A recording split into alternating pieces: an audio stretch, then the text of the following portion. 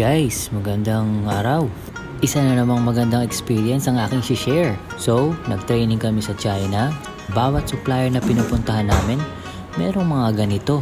Pagkatapos ng training namin, ipinakita nila kung paano ito gawin. Ito pala yung traditional Chinese tea nila.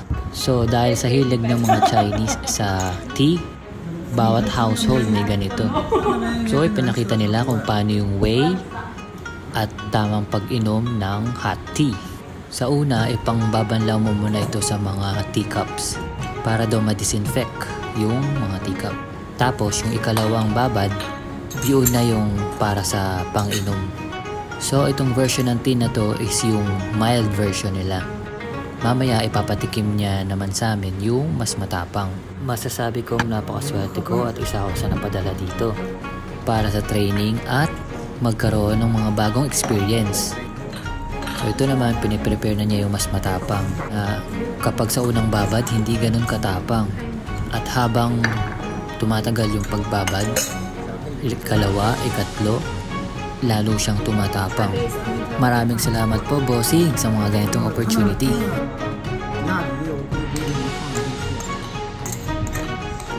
Ayan guys, sana na-enjoy nyo ang panonood ng ganitong paggawa ng tea.